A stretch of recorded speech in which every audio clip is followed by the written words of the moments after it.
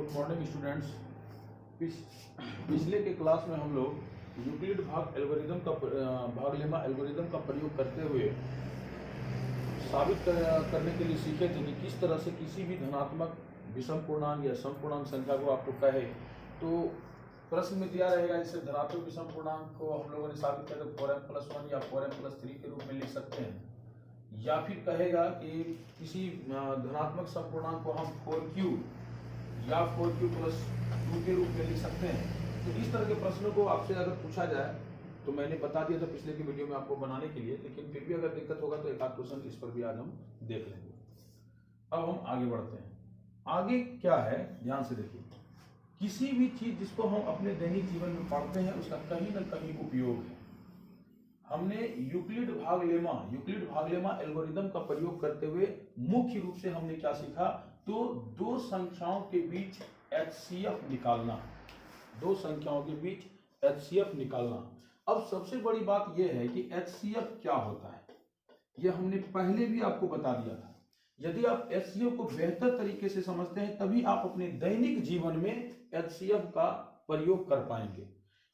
जैसे हम लोग बचपन में जोड़ सीखे थे, घटाव सीखे थे, गुना सीखे थे, भाग सीखे थे, फिर इन्हीं चीजों का प्रयोग आज कहीं ना कहीं हम अपने दैनिक जीवन में करते हैं। मार्केट जाते हैं, सामान खरीदते हैं, मान के चलिए अब आपको दाम मतलब कोई आलू खरीद लिए, टमाटर खरीद लिए, आलू मान के चलिए 3 रुपया प्रति किलो दे रहा है, या टमाटर दे रहा है 4 रुपया प्रति किलो।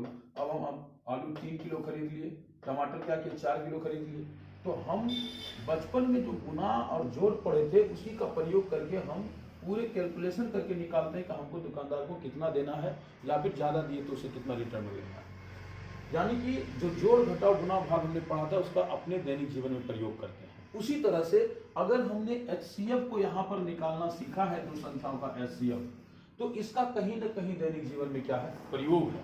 और उसी प्रयोग पर आधारित कुछ प्रश्न यहाँ पर लिखे हुए हैं कि दो पात्रों में 250 और 425 लीटर दूध है। पात्र की महत्तम धारिता क्या है जो दोनों पात्रों के दूध को पूर्ण रूप से माप सकती है। तो HCF है क्या, एक बार फिर से थोड़ा सा हम लोग समझ लेते हैं। HCF कुछ नहीं है, हमने पढ़ा था कि अगर इसको तोड़ देंगे आप तो होता है मोसो हिंदी का महत्तम समापवर्तक। महत्तम समापवर्तक। और इस महत्तम समापवर्तक में हमने पढ़ा था कि मोसो में क्या निकालते हैं, तो बड़ा से बड़ा, सम माने बराबर, और अपवर्तक का मतलब हो गया गुणनखंड।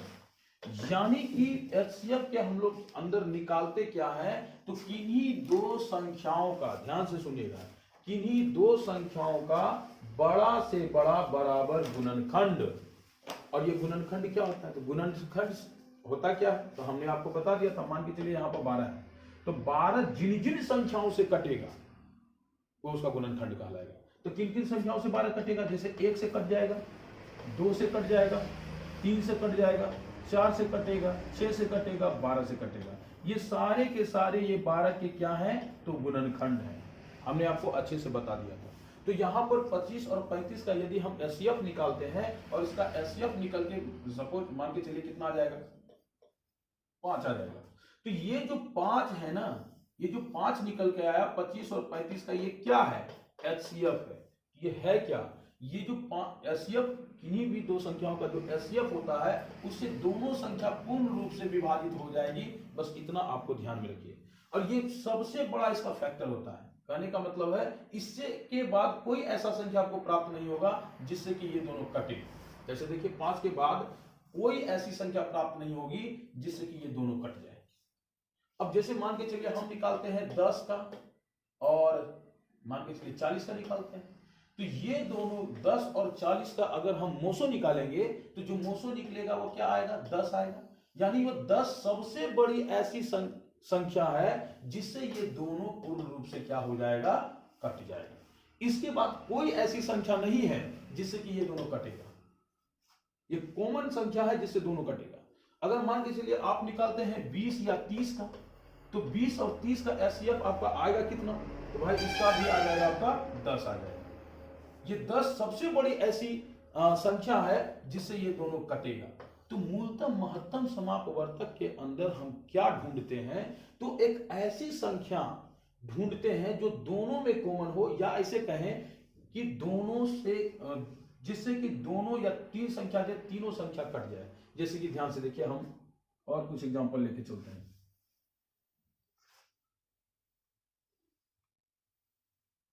जैसे मान लीजिए कि आपके पास 15 है, 25 है और मान के चलिए कि 35 है। अब हम कहें आपसे कि इसका HCF क्या होगा, तो HCF क्या होगा जब हम ऐसा कहें तो आपके दिमाग में आना चाहिए हम आपसे पूछ क्या रहे हैं।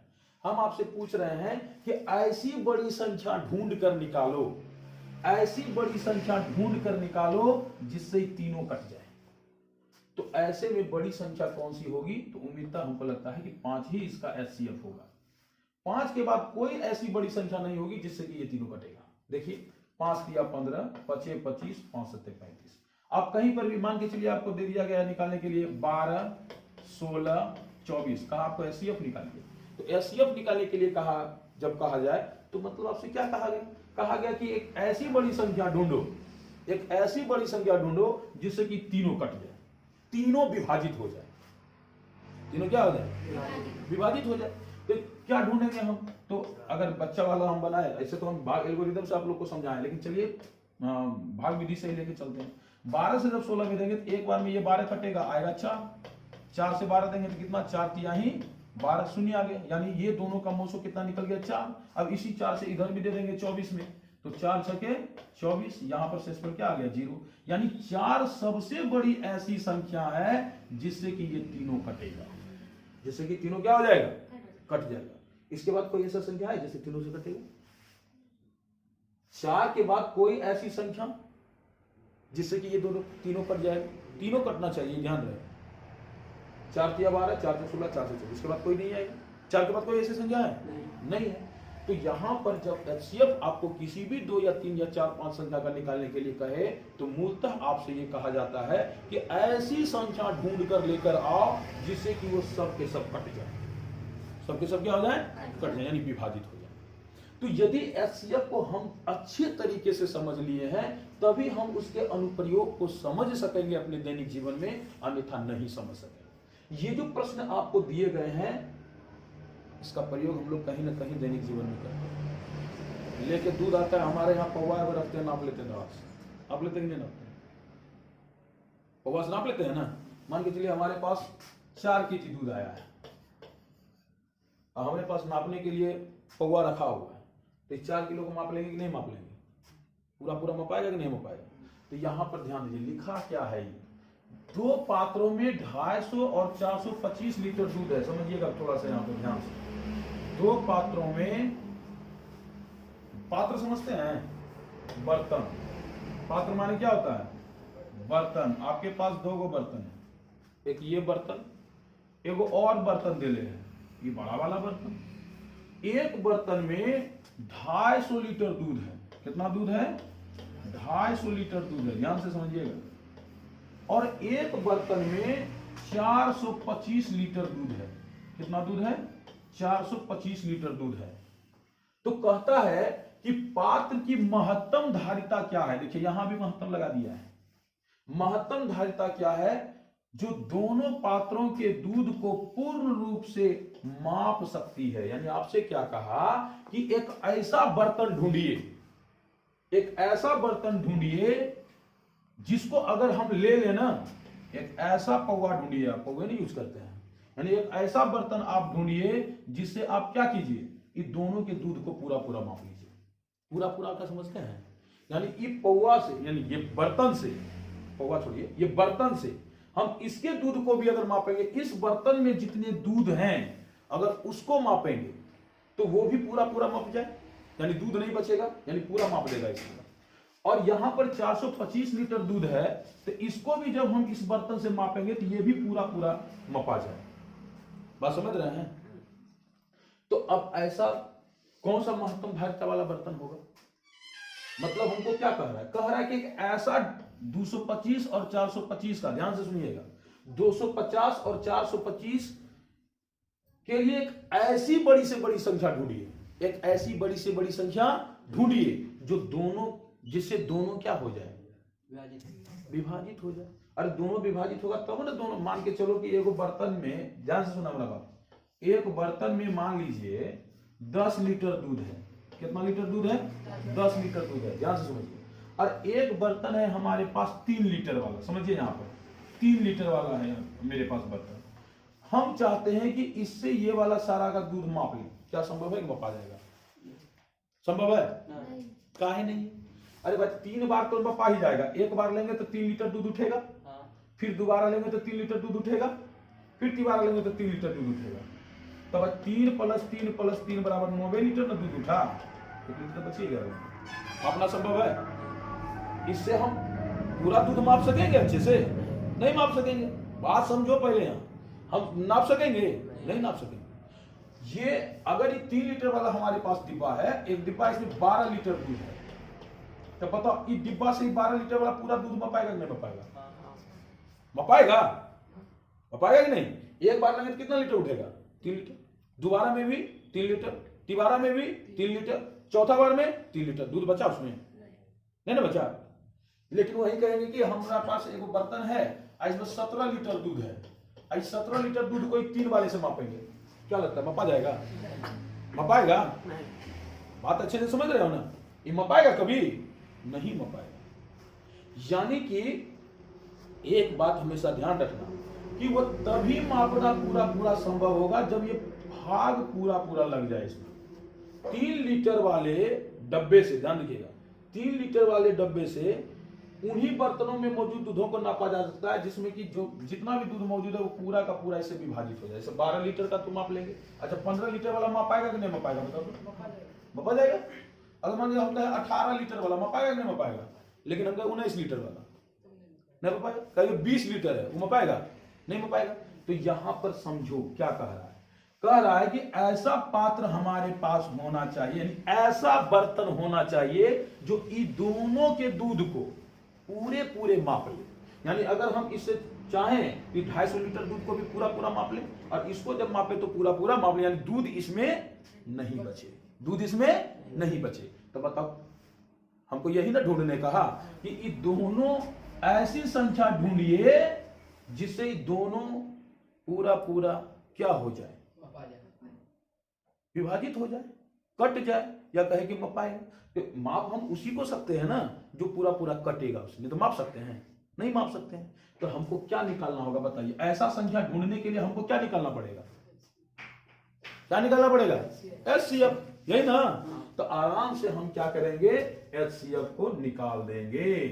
इसको निकाल देंगे, HCF को निकाल देंगे। बात समझे कि नहीं अच्छे से? अगर दिक्कत है तो आप बोलिए, कोई दिक्कत है?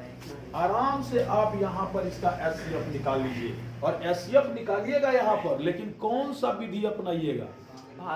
एक बात बताइए, HCF निकालने की हमने कितनी विधि आपको बताया है? 4 विधि।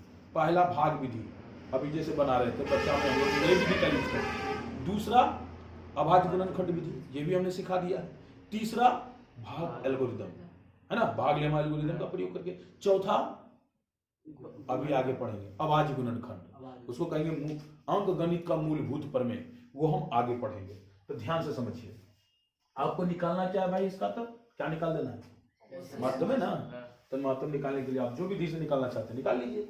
लेकिन चूंकि क्लास 10th में आप पढ़ रहे हैं और एग्जाम में अगर ये क्वेश्चन पूछ दिया गया तो आप क्या कीजिएगा? भाग विधि बना दीजिएगा। हम आपको बता दिए हैं, लेवल आपका 10th है, भाग विधि आपका 6ठा 7वां का चीज रह गया। हमेशा आप यहाँ पर भाग लेमा का प्रयोग करते हुए बनाएंगे। तो भाग लेमा क्या होता है? हम पढ़ाए थे कि नहीं पढ़ाए थे?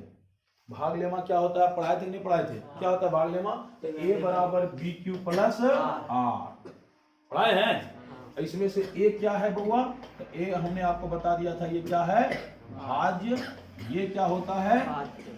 भाजक। ये इधर होता है भागफल, और इधर निचुआ में क्या रहता है? शेषफल। पढ़ा दिए हैं। भाज्य को हमने दिखा दिया था A से, भाजक को किससे दिखा दिए थे? B से, भागफल को किससे दिखा दिए थे? Q से, और शेषफल को किससे दिखा दिए थे? R से। बात समझ रहा है? तो इसी का प्रयोग करते हुए हमको यहां पर निकालना है इसका महत्तम। ठीक है? तो सब जान रहे हो, इसमें जो सबसे बड़ा है यानी 425 वो उठाइए, और 250 से क्या करना है? हमको भागा लगाना है। तो कितना बार में खाएगा बताइए? एक बार। कितना बार में खाएगा? एक बार में, तो गुना कितना लिखेंगे यहाँ पर 1, और जो शेषफल बचेगा शेषफल की जगह लिख देंगे। तो एक बार में खाएगा तो 250 तो खिलाइएगा, यानी शेषफल कितना बचने वाला है, तो 5, 12 में 5 गया 7, इधर कितना आ जाएगा 1। कोई दिक्कत? इसके बाद जब आगे हम चलेंगे तो देखिए ये मेरा है भाजक और ये है हमारा शेषफल। अगले स्टेप में हम क्या करेंगे, ये जो भाजक है इसको बना देंगे भाज्य। क्या बना देंगे? भाज्य, यानी आ जाएगा यहाँ पर कितना 250। कोई दिक्कत? और ये जो हमारा है वो शेषफल, ये हमारा क्या बन जाएगा, भाजक। क्या बन जाएगा? भाजक। तो बताओ 175 से 250 में भाग दोगे तो कितना बार में खाएगा? एक बार में। तो हम यहाँ पर लिख दें गुना 1, जितना बार में खाएगा यहाँ लिख देना आराम से। कोई दिक्कत? अब खिला देंगे, अगर 250 में 175 जाएगा तो कितना बचेगा? 75। कितना बचेगा? 75। तो हम यहाँ पर लिख देंगे 75। कोई दिक्कत नहीं। उसी प्रकार से जब हम आगे बढ़ेंगे तो ध्यान से देखिए, ये जो भाजक है ये एक बार फिर से क्या बन जाएगा, भाजी बन जाएगा, यानी 175 बराबर ये जो शेषफल है ये आ जाएगा भाजक की जगह पर, यानी अब हम भाग किसे देंगे 75 से। क्या बार में खाएगा? खाएगा 2 बार में। तो खिला दीजिए, 75 गुना कितना हो जाएगा 2, कितना हो जाएगा 75 दूनी 150। तो इसमें 150 अगर खिला देंगे तो बचेगा कितना शेषफल बताओ? 25 है ना। तो ऐसा कितना लिख देंगे 25। कोई दिक्कत? अगले स्टेप पे चलेंगे तो 75 हमारा बोआ क्या बनेगा अब भाज्य, और जो हमारा शेषफल है ये 25, ये बन जाएगा भाजक। बोलो क्या बार में खिला दें? 3 बार में।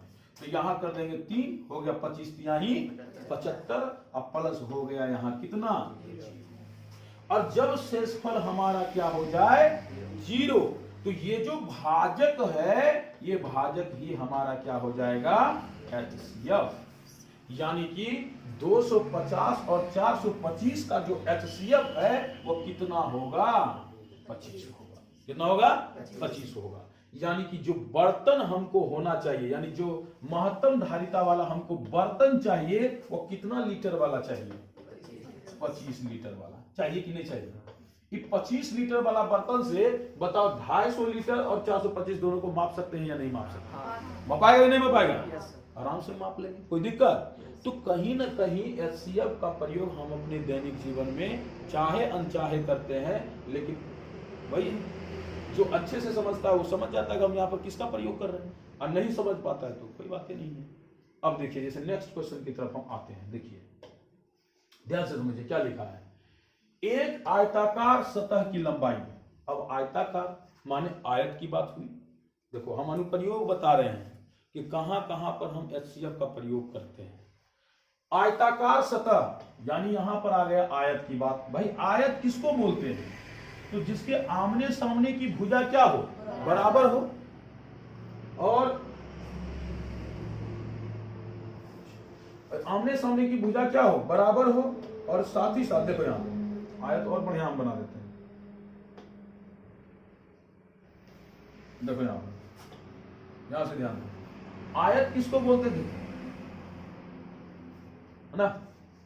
यहां पर ध्यान दीजिए, इसके आमने सामने की भुजा क्या होती है, बराबर होती है। और साथ ही एक बात और ध्यान रखिएगा कि हर एंगल इसका कितना डिग्री का होना चाहिए, 90 डिग्री का। यहां पर ध्यान रखिएगा, हर एंगल इसका 90 डिग्री का होना चाहिए, अन्यथा समांतर चतुर्भुज बन जाएगा। तो ध्यान दीजिए, यहां पर आयत किसको बोलते हैं, तो जिसके आमने सामने की भुजा बराबर हो और प्रत्येक कोण कितने डिग्री का हो, 90 डिग्री का हो। कोई दिक्कत?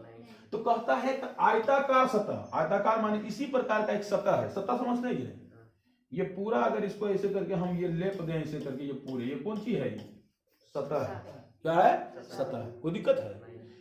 सतह की लंबाई, अब देखिए अगर आयताकार सतह तो एगो होगा लंबाई और एगो कौन सी होगा, चौड़ाई। तो देखिए ये जो लेंथ है हमारा, जो सबसे ज्यादा लंबा हो लंबाई, और थोड़ा कम जो हो क्या होगा, चौड़ाई। तो जो लंबाई है वो आपका कितना दिया हुआ है, 4661 मीटर। कितना दिया है, 4661 मीटर। साथ ही साथ जो चौड़ाई है ना वो कितना दिया हुआ है, चौड़ाई देखिए कितना दिया हुआ है, 3318 मीटर। कितना दिया हुआ है, 3318 मीटर। इसके बाद कहता है कि इसके संपूर्ण क्षेत्र पर वर्गाकार टाइल्स बिछाना है। यानी ये जो फर्श है ना, इस फर्श पर आपको टाइल्स लगाना है। क्या लगाना है? टाइल्स लगाना है। तो कहता है इस टाइल्स की लंबाई ज्ञात कीजिए। यानी जो टाइल्स हम उसमें लगाने वाले हैं ना, उसका लंबाई कितना होना चाहिए। पहली बात आप एक बात समझिए, अक्सर आपने देखा होगा, टाइल्स विल्स देखा है कि नहीं देखा? घर में जो लगता है टाइल्स आप लोग देखेंगे नहीं देखें? देखिए टाइल्स जो होता है ना, वो हमेशा ध्यान रखिएगा कि टाइल्स होता है वर्गाकार। क्या होता है? वर्गाकार।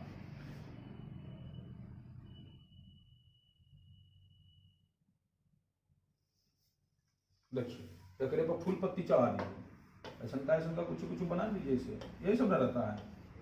टाइल्स का एक चीज देखिएगा गौर से, ध्यान से, कि टाइल्स का ये जो लंबाई है या जो ये चौड़ाई है, ये आपस में हमेशा क्या रहता है? बराबर रहता है। क्या रहता है? यानी वो वर्गाकार होता है। देखिए आयत और वर्ग में कुछ ज्यादा फर्क नहीं होता है। आयत में होता है कि इसका लंबाई चौड़ाई कभी बराबर नहीं रहता, लेकिन वर्ग में क्या हो जाता है? लंबाई चौड़ाई बराबर हो जाता है। यानी कि इसकी चारों ये जो भुजा है ना, ये आपस में क्या हो जाता है? एकदम बराबर हो जाता है। तो टाइल्स जो आता है वो रहता है वर्गाकार। क्या रहता है? वर्गाकार। यानी अगर यहां पर वाला ये 5 मीटर है तो यहू कितना रहेगा? 5 मीटर। यहू कितना रहेगा? 5 मीटर। यहू कितना रहेगा? 5 मीटर। इसीलिए ये बोला कि उसकी लंबाई कितनी होगी वर्गाकार टाइल्स की, है ना? ये को लंबाई तो मुंह निकाल देंगे तो लंबाई यानी कि वही रहेगा ना चारों तरफ। तो ध्यान से देखिए, इस पर जो टाइल्स लगना है ना, उस टाइल्स की आपको निकालना क्या है? लंबाई। तो अब थोड़े से समय के लिए आप सोचिए कि आप इस पर लगने वाले टाइल्स की लंबाई किस प्रकार से निकालेंगे। यानी कि जो टाइल्स लगने वाला है, ये इसका जो भुजा होगा, इसका जो क्या होगा? भुजा होगा, वो कितना होगा? सोच के देखिए। क्या करें हम, क्या ना करें, बताइए। क्या करें जो वर्गाकार टाइल्स की लंबाई हमको पता चले। इतने सा चीज है, आप ही सोचिए ना, वो घर में मान के चलिए आपका घर इस तरह से आयताकार है, वो घर का लंबाई है मान के लीजिए 3318 और चौड़ाई मान लीजिए कि है कितना, सॉरी चौड़ाई है 3318, लंबाई मान लीजिए 4661, है ना? हम मिस्त्री से जाके पूछते हैं कि अगर हम टाइल्स लगवाना क्या वो लगेगा, आप अपने नहीं निकाल सकते, पढ़ा लिखा लेते कैसे निकलेगा? तो पहले हम इसका क्या कर लेंगे? लंबाई माप लेंगे कि हमारा घर का लंबाई कितना है। टाइल्स की संख्या निकालना वो अलग है, पहले तो टाइल्स लगेगा कितना कितना, उसकी लंबाई अलग निकलेगा। देखिए 4661 है और यहाँ पर 3300 कितना है? 18 है। हालांकि बाजार में जो आता है टाइल्स, उसका लंबाई पहले से फिक्स रहता है, रहता ही नहीं रहता है, उसको हम बना नहीं है ना सकते हैं। लेकिन यहाँ पर कह रहा है कि अगर हम लगाना चाहें तो किस लंबाई का वर्गाकार टाइल्स इसमें लगाएं कि इत्मीनान से सेट हो जाए, मतलब हमारा एक्स्ट्रा खर्चा वर्चा ना हो, तनी मनी हो, होने का हो तो तनी मनी हो। तो किस लंबाई का हम वर्गाकार टाइल्स खरीदेंगे कि आराम से शिफ्ट कर जाएगा, लंबाई चौड़ाई सब। तो करना क्या होगा? तो हमको एक ऐसा संख्या चाहिए होगा। देखिए बतवा वही फिर पूछा हो, एक 4661 है और इधर से मान लीजिए इधर 3300 कितना है? 18 है ना? तो हमको एक ऐसा संख्या चाहिए जो इन दोनों को पूरा पूरा क्या कर दे? काट दे या विभाजित कर दे। और ऐसा संख्या हम कैसे प्राप्त करेंगे? एचसीएफ निकाल, बहुत सिंपल सा चीज है। क्या निकाल देंगे दोनों का? एचसीएफ। कोई दिक्कत? तो निकाल लेते हैं इसका एचसीएफ 4661 3318 जरा देख लेते हैं कि आता कितना है ना? या आप एक काम कीजिएगा, इसको जो है बना लीजिए आप अपने से, दोनों का एचसीएफ निकाल लेंगे, जो आएगा वही हो जाएगा वर्गाकार टाइल्स की क्या लंबाई। क्या हो जाएगा? लंबाई। ये आपको हम छोड़ देते हैं घर के लिए, कोई दिक्कत? अब देखिए एक और क्वेश्चन इसी पर ले लेते हैं, देखिए ध्यान से। वर्गाकार टाइल्स की न्यूनतम संख्या ज्ञात कीजिए। देखिए उसमें था कि टाइल्स का आपको केवल भुजा बता देना है कि कितना भुजा वाला जो है हमको टाइल्स लेना है, लेकिन इसमें कह दिया कि वर्गाकार टाइल्सों की न्यूनतम संख्या बताइए जो एक आयताकार फर्श को ढक सकती है, यानी पूर्ण रूप से कवर कर लेगा, जिसकी लंबाई और चौड़ाई दिया हुआ है 16 मीटर 58 सेंटीमीटर और साथ ही दिया हुआ है 8 मीटर 32 सेंटीमीटर। तो पहले बात तो वहीं तक जाएगा कि पहले हम निकाल लेंगे कि किस लंबाई वाला वर्गाकार टाइल्स हम लगाएं, है ना। उसके बाद आएगा कि क्या वो टाइल्स टोटल लगेगा। तो देखिए करना इसमें कुछ नहीं है, बस थोड़ा सा एक्स्ट्रा इसमें दिमाग लगाना है। देखिए कभी भी आप टाइल्स की संख्या निकालिएगा ना, हम सीधे बता देते हैं आपको टाइल्स की संख्या। पहले तो आप भुजा निकाल लीजिएगा टाइल्स का कि कितना भुजा वाला यानी कितना लंबाई वाला टाइल्स इसमें बैठना चाहिए। अब क्या वो लगेगा यही ना निकालना है। तो सिंपल क्या कीजिएगा कि पूरे का क्षेत्रफल निकाल दीजिए। पूरे का क्या निकाल दीजिए? क्षेत्रफल। यानी कि जो आयताकार फर्श है उसका निकाल देंगे क्षेत्रफल। आयताकार फर्श का क्या निकाल देंगे? क्षेत्रफल। ध्यान से देखिएगा, तो हम समझा भी देंगे ऐसा क्षेत्रफल हम निकाल के काहे ये कर रहे हैं वो हम सब बता देते हैं। आयताकार फर्श का निकालिएगा क्षेत्रफल। अब बटे में क्या निकाल दीजिएगा? एक टाइल्स का क्षेत्रफल। कितने टाइल्स का? एक टाइल्स का क्षेत्रफल। ध्यान से समझिए, एक टाइल्स का क्षेत्रफल। तो एक बात बताइए, हम आपको पहले ही ना बता दिए कि जो टाइल्स आएगा ना, ये टाइल्स रहेगा वर्गाकार। कैसा रहेगा? वर्गाकार। यानी वर्गाकार टाइल्स रहेगा तो टाइल्स की जो लंबाई आएगा, वर्ग का सूत्र लगा दीजिएगा, टाइल्स का क्षेत्रफल निकालने के लिए क्या हो जाएगा? भुजा स्क्वायर। क्या हो जाएगा? भुजा स्क्वायर। और ऊपर आयताकार फर्श का क्षेत्रफल कैसे निकालिएगा? तो लंबाई गुना चौड़ाई। लंबाई गुना चौड़ाई। कुछ है? उम्मीद है कि एकदम आसान सा चीज है, कुछ है ही नहीं इसमें। यहां पर आपको करना क्या, देखिए आपको ये पूरे एरिया को ही तो कवर कराना है। तो जो टाइल्स आप लगाइएगा, मान के चलिए यही टाइल्स है, ये टाइल्स को अगर हम यहां बैठाएंगे, ये टाइल्स भी तो कुछ एरिया कवर कर लेगा। ध्यान से देखिए, करेगा कि नहीं करेगा? तो यहां पर जो टोटल क्षेत्रफल है, ये जो टोटल क्षेत्रफल मान लीजिए कि ये पूरे का क्षेत्रफल है 16 मीटर स्क्वायर। कितना है? 16 मीटर स्क्वायर। और ये जो टाइल्स है, ये जो लगाया गया है, मान लीजिए, मानने का इस सवाल को हम डिसाइड कर दिए हैं, मान लीजिए कि जो टाइल्स आपने लगाया इसका भुजा का लंबाई कितना है? 2 मीटर का है। तो इसका जो एरिया हो जाएगा, क्योंकि देखिए लगाएंगे तो ये भी तो एरिया कवर कर लेगा। करेगा कि नहीं करेगा? एरिया कवर करेगा कि नहीं करेगा? बिल्कुल एरिया कवर तो करेगा ही करेगा, इसमें कोई संदेह नहीं है। अगर 2 मीटर लंबाई का टाइल्स है तो कितना एरिया कवर करेगा? तो गुना 2 मीटर कर देंगे, कितना? 4 मीटर उसका। यानी एक वो टाइल्स अगर लगा देंगे तो कितना एरिया को घेर लेगा? 4 मीटर। टोटल एरिया हमारे पास कितना है? 16 मीटर स्क्वायर। एक को घेर लिया 4 मीटर स्क्वायर, तो बउआ बताओ क्या को टाइल्स लगाने पूरे घेरा जाएगा? सिंपल बात है। क्या कर देंगे हम? भाग लगा देंगे। तो 4 चौके 16 मीटर, मीटर स्क्वायर 10 गया, बच गया 4। देख रहे हैं ना? यानी कहीं पर भी अगर हमको निकालना हो कि किसी आयताकार फर्श में कितने टाइल्स लगाने हैं, तो सिंपल सा काम करेंगे। आयताकार फर्श का हम क्या निकालेंगे? पहले क्षेत्रफल। क्या निकालेंगे? और फिर किसका क्षेत्रफल निकालेंगे? टाइल्स का। किसका क्षेत्रफल? टाइल्स का। देखिए ध्यान से, तो पिछले के क्लास में हम लोग, मतलब पिछले वाले अध्याय में हम लोग क्या सीख लिए? तो यूक्लिड के भाग लेमा एल्गोरिदम का प्रयोग करके क्या निकालना सीखे? HCF निकालना सीख लिए। HCF क्या है, उसके दैनिक जीवन में हम कहां कहां प्रयोग कर सकते हैं, वो अपना माइंड के हिसाब से कर लीजिए, कोई दिक्कत नहीं। उसके अनुप्रयोग पर हमने 2-3 सवाल भी आपको बता दिया। चलिए नेक्स्ट चैप्टर की तरफ हम चलते हैं। तो नेक्स्ट चैप्टर की तरफ आप जब चलेंगे ना, तो नेक्स्ट चैप्टर की तरफ जो आपका थ्योरम है वह है अंक गणित का मूलभूत प्रमेय। अंक गणित का मूलभूत प्रमेय। चलिए, मूलभूत प्रमेय पढ़ने से पहले कुछ चीजों को समझना अनिवार्य है, जैसे कि भाज्य संख्या और अभाज्य संख्या। देखिए आप लोग जानते हैं, सभी जानते हैं कि सर भाज्य संख्या क्या होता है, लेकिन अगर कोई कमी है तो हम कोशिश करते हैं कि उसको क्या कर दिया जाए? दूर कर दिया जाए। सबसे पहले देखिए भाज्य संख्या। भाज्य संख्या का ही एक और नाम है, वो क्लियर हो जाइए, उसको कहते हैं हम यौगिक संख्या। क्या कहते हैं? यौगिक संख्या।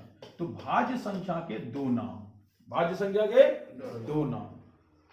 एक तो भाज्य संख्या जिससे सब परिचित है, लेकिन ये नाम से ना बहुत कम लोग परिचित रहता है, तो उसको भी जान लीजिए कि इसी को हम लोग यौगिक संख्या भी कहते हैं। अंग्रेजी इसको कहें, इसका अंग्रेजी क्या हो जाता है? Composite number. क्या हो जाता है? Composite number. ध्यान से समझते चलिए। तो तो पहले हम इसके नाम से क्लियर हो गए कि एक भाज्य संख्या, यौगिक संख्या इसी को कहते हैं, अंग्रेजी में क्या कहते हैं, कंपोजिट नंबर। अब थोड़ा समझ लेते हैं कि भाज्य संख्या होता क्या है। तो भाज्य संख्या का डेफिनेशन ये कहता है कि एक से बड़ी वे सभी संख्याएं, ध्यान से देखिए, एक से बड़ी वे सभी संख्याएं, एक से बड़ी वे सभी संख्याएं जो एक एवं स्वयं के अतिरिक्त, एक एवं स्वयं के अतिरिक्त कम से कम एक और संख्या से या एक अन्य संख्या से अवश्य विभाजित हो, अवश्य विभाजित हो। ये विभाजित लिखा हुआ है, विभाजित पढ़ भी दिए हम, लिखने का हमारा आदत है वैसा है। क्या लिखा हुआ है, विभाजित, है ना। क्या लिखा है, एक से बड़ी वे सभी संख्याएं जो एक एवं स्वयं के अतिरिक्त कम से कम एक अन्य संख्या से अवश्य विभाजित हो, उसी को हम क्या कहेंगे, भाज्य संख्या। डेफिनेशन में स्पष्ट कह दिया, एक से बड़ी मतलब एक का तो आना ही, एक आएगा नहीं आएगा, एक से क्या आएगा, बड़ी।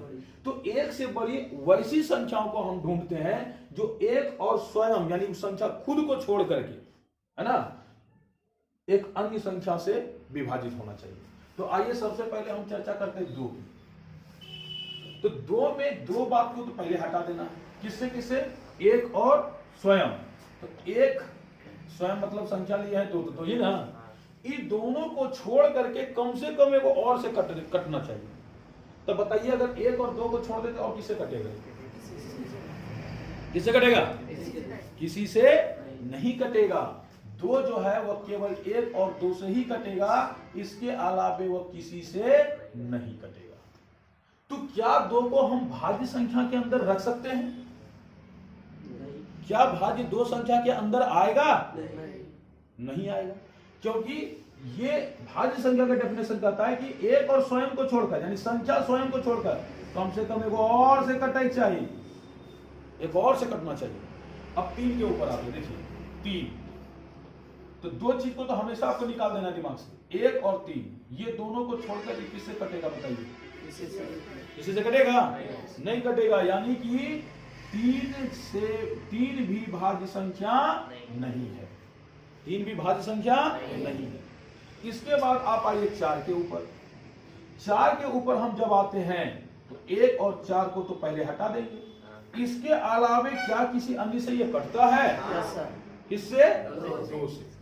आप लोग जानते हैं कि चार दो से कट जाएगा। अब डेफिनेशन को ये फुलफिल किया कि एक और चार को छोड़कर कम से कम एक और से कटे, तो भाई एक और किससे कट रहा है? दो से। और दो से चूंकि ये कट रहा है तो डेफिनेशन को इसने फुलफिल किया, इसीलिए चार हो गया कौन सी संख्या? भाज्य संख्या।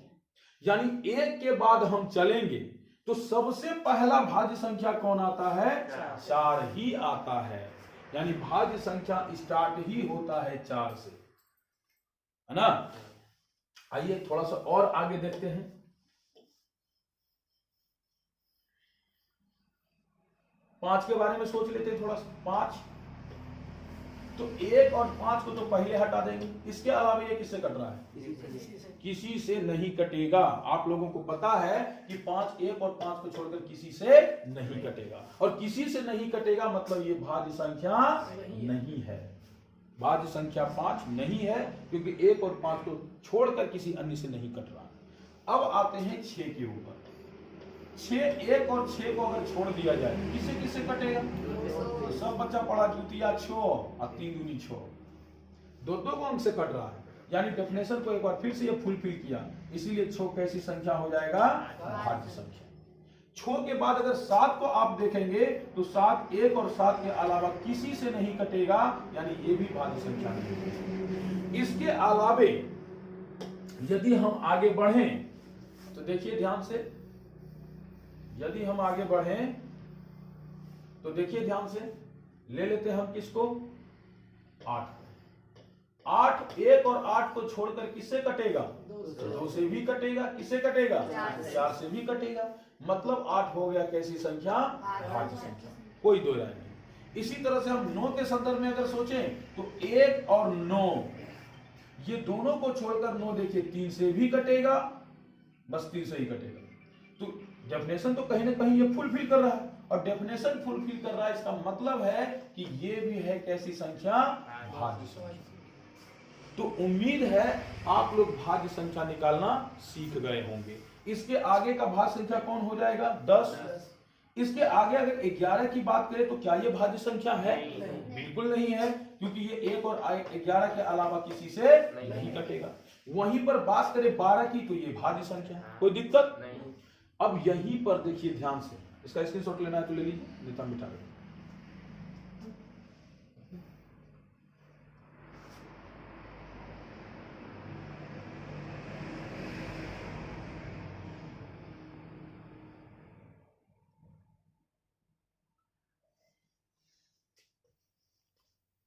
अन्यथा हम क्या कर देते हैं, इसको मिटा देते हैं। देखिए ध्यान से, हम समझते हैं थोड़ा अभाज्य संख्या। देखिए जो जो भाज्य संख्या नहीं हुआ वो सब अभाज्य संख्या। यानी अभाज्य संख्या क्या कहेगा? अभाज्य संख्या कहेगा कि हम 1 और स्वयं को छोड़कर किसी से नहीं कटेंगे। सीधा बात याद रखिए, जो भाज्य नहीं वह क्या है? अभाज्य। जो भाज्य नहीं वह क्या है? अभाज्य। तो अभाज्य के विषय में थोड़ी और डेफिनेशन वगैरह सब हम आपको समझा दे रहे हैं। पहली बात तो भाज्य में के आगे ओ लगा देंगे, हो जाएगा अभाज्य। और भाज्य का भी 2 नाम है। एक नाम इसका है बउआ ऋण संख्या, ऋण संख्या दूसरा नाम है इसका। और ध्यान से यहां पर देखिए, इसका जो अंग्रेजी नाम है वह है प्राइम नंबर। प्राइम नंबर इसका डेफिनेशन क्या हो जाएगा? तो भाज्य का जस्ट अपोजिट। भाज्य में कह रहा था कि 1 और स्वयं को छोड़कर कम से कम एक और से कटे, ये कहेगा 1 और स्वयं को छोड़कर किसी से नहीं कटे। तो यहां पर इसका डेफिनेशन को थोड़ा सा सुधार दे रहे हैं हम। 1 से बड़ी हुई सभी संख्याएं जो 1 एवं स्वयं के अतिरिक्त यहां से आपको हटा देते हैं। 1 एवं स्वयं के अतिरिक्त अन्य किसी भी संख्या से विभाजित न हो। अन्य किसी भी संख्या से, अन्य किसी भी संख्या से, अन्य किसी भी संख्या से विभाजित नहीं हो। विभाजित नहीं हो। ऐसी सभी संख्याओं को हम क्या कहेंगे? अभाज्य संख्या। तो इसमें अब कौन कौन सी संख्या आएगा? तो 1 से बड़ी, 1 का कोई मतलब ही नहीं बनता। आते हैं 2 के पास सीधे। तो 2 को अगर हम देखेंगे तो 1 और 2 के अलावा ये क्या किसी से कट रहा है? नहीं कट रहा है। मतलब कि 2 को हम किस कैटेगरी में रखें? भाज्य में क्या अभाज्य में? सीधी सी बात है, अभाज्य में आ जाएगा। वहीं पर अगर हम बात करें यहां पर 3 की अगर हम बात करें तो ये भी जो है 1 और 3 के अलावा अन्य किसी से नहीं कटेगा। यानी 3 भी किसकी कैटेगरी में? अभाज्य की कैटेगरी में। वहीं पर हम बात करें 5 की तो 5 1 और 5 के अलावा किसी से नहीं कटेगा, माने ये किसकी कैटेगरी में? अभाज्य की कैटेगरी में। अगर हम कहें बात 9 की तो क्या बताइए आप लोग, 9 भाज्य संख्या होगा या अभाज्य संख्या होगा? तो उम्मीद है आप लोग बता दिए होंगे सर ये तो भाज्य संख्या है, क्योंकि 1 और 9 को छोड़ करके ये किससे कट जाएगा? 3 से। और ये कहता है 1 स्वयं के अलावा किसी से कटना ही नहीं चाहिए, है ना। तो 9 जो है भाज्य संख्या हो जाएगा, यह अभाज्य संख्या नहीं। तो ध्यान से सुनिए, हम आपको एक टास्क दे रहे हैं कि 1 से लेकर के 100 के बीच जितनी भाज्य और अभाज्य संख्या है आप लोग निकाल लेंगे। हम कल इसकी संख्या पूछेंगे कि 1 से 100 के बीच कितने भाज्य थे और कितने अभाज्य थे।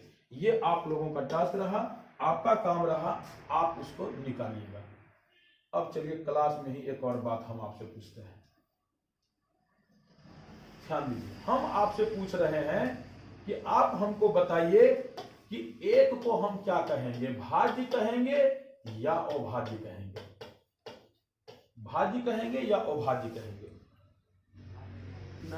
तो देखिए, आप डेफिनेशन को अच्छे से पढ़े होंगे तो बात आपको समझ में आया होगा।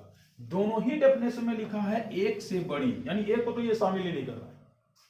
तो एक से बड़ी स्टार्ट होता है 2 से। तो एक न तो भाज्य है और ना ही अभाज्य है, न भाज्य है और ना ही अभाज्य है।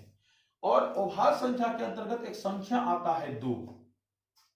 इसके आगे अगर हम लेंगे तो जो अभाज्य संख्या है वह 3, उसके आगे है 5, इसके आगे है 7, इसके 11 है 11, इसके आगे 15, इसके आगे 13 के बाद सीधे 17, 17 के बाद 19, इस तरह से एंड सो ऑन।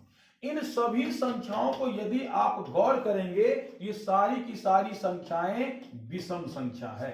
3, 5, 7, 11, 13, 17, 19 सब विषम संख्या है। लेकिन आप 2 को चेक कीजिए, ये क्या है? सम संख्या है, क्योंकि ये 2 से कट रहा है। ये कैसी संख्या है? सम संख्या है।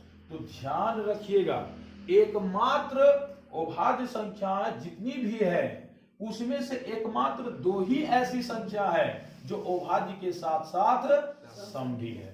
इसीलिए 2 को सम अभाज्य संख्या कहते हैं। क्या कहते हैं? सम अभाज्य संख्या कहते हैं। सम अभाज्य संख्या कहते हैं। ध्यान में हमेशा रखिएगा कि जो सम अभाज्य संख्याएं हैं वह 2 है। तो कभी कभी एग्जाम में ऑब्जेक्टिव में यह प्रश्न सीधे डाल देता है कि एकमात्र सम अभाज्य संख्या कौन सी है। तो याद रखना है आपको कि 2 एकमात्र सम अभाज्य संख्या है। ये अभाज्य के साथ साथ सम भी है। इसके अलावे जितनी भी अभाज्य संख्याएं हैं ये सब के सब क्या हैं? विषम है। सब के सब क्या है? विषम है। उम्मीद है इतनी बात आप लोगों को समझ में आ गया होगा। एक और टॉपिक रह जाता है। वो टॉपिक कौन सा है? ध्यान से देखिए।